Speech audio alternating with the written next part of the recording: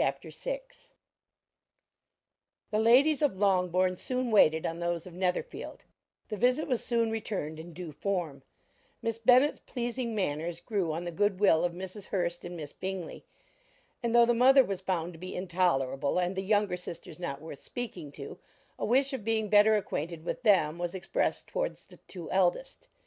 By Jane this attention was received with the greatest pleasure; but Elizabeth still saw superciliousness in their treatment of everybody, hardly excepting even her sister, and could not like them; though their kindness to Jane, such as it was, had a value, as arising in all probability from the influence of their brother's admiration. It was generally evident whenever they met that he did admire her, and to her it was equally evident that Jane was yielding to the preference which she had begun to entertain for him from the first, and was in a way to be very much in love. But she considered with pleasure that it was not likely to be discovered by the world in general, since Jane united with great strength of feeling, a composure of temper, and a uniform cheerfulness of manner which would guard her from the suspicions of the impertinent. She mentioned this to her friend Miss Lucas. "It may perhaps be pleasant," replied Charlotte, "to be able to impose on the public in such a case, but it is sometimes a disadvantage to be so very guarded. If a woman conceals her affection with the same skill from the object of it, she may lose the opportunity of fixing him, and it will then be but poor consolation to believe the world equally in the dark. There is so much of gratitude or vanity in almost every attachment that it is not safe to leave any to itself. We can all begin freely; a slight preference is natural enough; but there are very few of us who have heart enough to be really in love without encouragement. In 9 cases out of 10 a woman had better show more affection than she feels. Bingley likes your sister undoubtedly, but he may never do more than like her if she does not help him on." "But she does help him on, as much as her nature will allow. If I can perceive her regard for him, he must be a simpleton indeed not to discover it too." "Remember, Eliza, that he does not know Jane's disposition as you do." "But if a woman is partial to a man, and does not endeavour to conceal it, he must find it out." "Perhaps he must, if he sees enough of her. But, though Bingley and Jane meet tolerably often, it is never for many hours together; and as they always see each other in large mixed parties, it is impossible that every moment should be employed in conversing together. Jane should therefore make the most of every half hour in which she can command his attention. When she is secure of him, there will be more leisure for falling in love as much as she chooses." "Your plan is a good one," replied Elizabeth, "where nothing is in question but the desire of being well married; and if I were determined to get a rich husband, or any husband, I dare say I should adopt it. But these are not Jane's feelings. She is not acting by design. As yet she cannot even be certain of the degree of her own regard, nor of its reasonableness. She has known him only a fortnight. She danced 4 dances with him at Meryton. She saw him one morning at his own house, and has since dined with him in company 4 times. This is not quite enough to make her understand his character." "Not as you represent it. Had she merely dined with him, she might only have discovered whether he had a good appetite. But you must remember that 4 evenings have also been spent together, and 4 evenings may do a great deal." "Yes, these 4 evenings have enabled them to ascertain that they both like 20 better than commerce; but with respect to any other leading characteristic, I do not imagine that much has been unfolded." "Well," said Charlotte, "I wish Jane success with all my heart, and if she were married to him to-morrow, I should think she had as good a chance of happiness as if she were to be studying his character for a 12-month. Happiness in marriage is entirely a matter of chance. If the dispositions of the parties are ever so well known to each other, or ever so similar beforehand, it does not advance their felicity in the least. They always continue to grow sufficiently unlike afterwards to have their share of vexation, and it is better to know as little as possible of the defects of the person with whom you are to pass your life." "You make me laugh, Charlotte, but it is not sound. You know it is not sound, and that you would never act in this way yourself." Occupied in observing Mr. Bingley's attentions to her sister, Elizabeth was far from suspecting that she was herself becoming an object of some interest in the eyes of his friend. Mr. Darcy had at first scarcely allowed her to be pretty. He had looked at her without admiration at the ball, and when they next met he looked at her only to criticise; but no sooner had he made it clear to himself and his friends that she hardly had a good feature in her face, than he began to find it was rendered uncommonly intelligent by the beautiful expression of her dark eyes.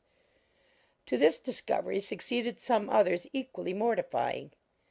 Though he had detected with a critical eye more than one failure of perfect symmetry in her form, he was forced to acknowledge her figure to be light and pleasing, and in spite of his asserting that her manners were not those of the fashionable world, he was caught by their easy playfulness. Of this she was perfectly unaware. To her he was only the man who made himself agreeable nowhere, and who had not thought her handsome enough to dance with.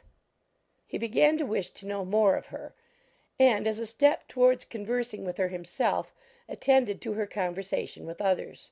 His doing so drew her notice. It was at Sir William Lucas's, where a large party were assembled. "What does Mr. Darcy mean," said she to Charlotte, "by listening to my conversation with Colonel Forster?" That is a question which Mr. Darcy only can answer. "But if he does it any more, I shall certainly let him know that I see what he is about. He has a very satirical eye, and if I do not begin by being impertinent myself, I shall soon grow afraid of him." On his approaching them soon afterwards, though without seeming to have any intention of speaking, Miss Lucas defied her friend to mention such a subject to him, which immediately provoking Elizabeth to do it, she turned to him and said, "Did you not think, Mr. Darcy, that I expressed myself uncommonly well just now, when I was teasing Colonel Forster to give us a ball at Meryton?" With great energy.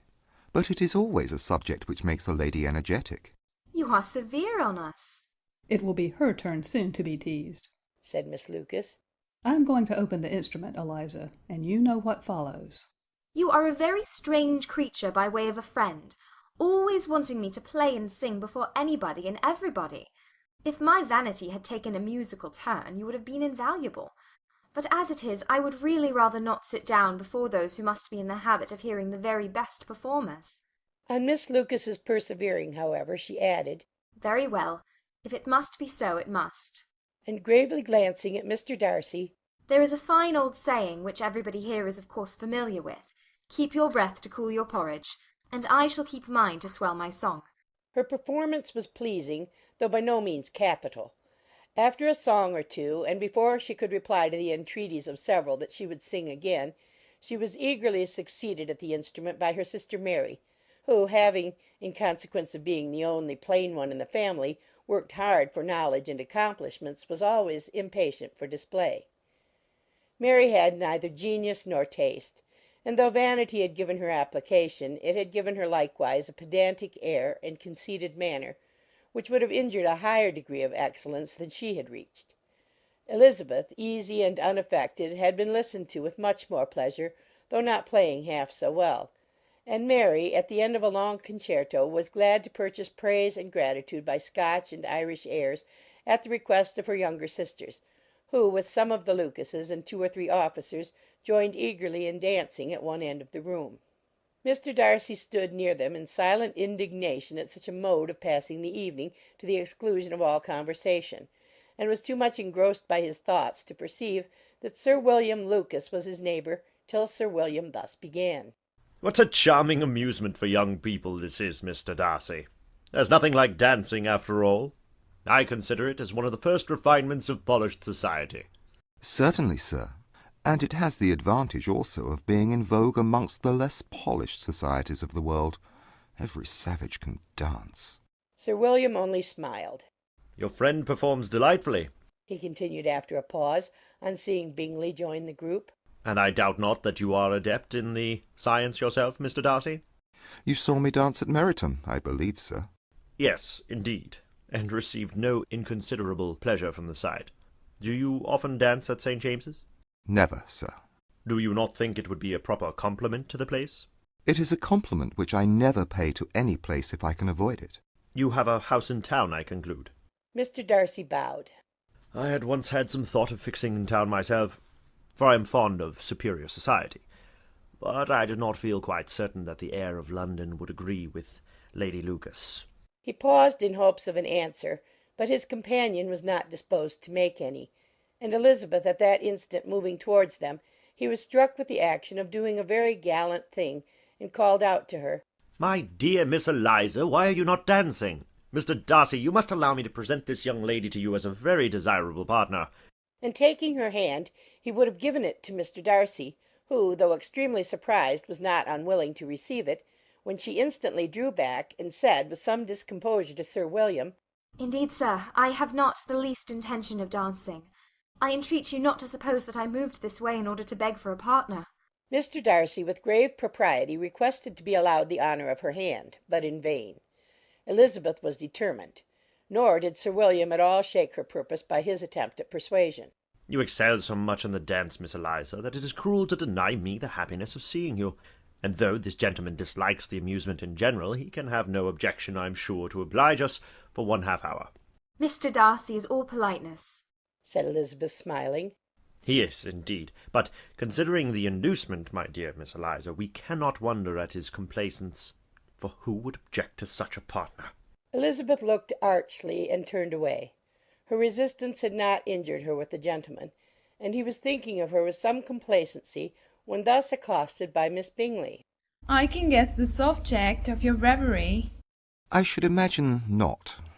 You are considering how insupportable it would be to pass many evenings in this manner, in such society. And indeed I am quite of your opinion. I was never more annoyed. The insipidity and yet the noise, the nothingness and yet the self-importance of all those people. What will I give to hear your strictures on them?" Your conjecture is totally wrong, I assure you. My mind was more agreeably engaged. I have been meditating on the very great pleasure which a pair of fine eyes in the face of a pretty woman can bestow. Miss Bingley immediately fixed her eyes on his face, and desired he would tell her what lady had the credit of inspiring such reflections. Mr. Darcy replied with great intrepidity, Miss Elizabeth Bennet. "Miss Elizabeth Bennet?" repeated Miss Bingley. "I am all astonishment. How long has she been such a favourite? And pray when am I to wish you joy?" That is exactly the question which I expected you to ask. A lady's imagination is very rapid. It jumps from admiration to love, from love to matrimony, in a moment. I knew you would be wishing me joy. "Nay, if you're serious about it, I shall consider the matter is absolutely settled. You will be having a charming mother-in-law indeed, and of course she will always be at Pemberley with you." He listened to her with perfect indifference while she chose to entertain herself in this manner, and as his composure convinced her that all was safe, her wit flowed long.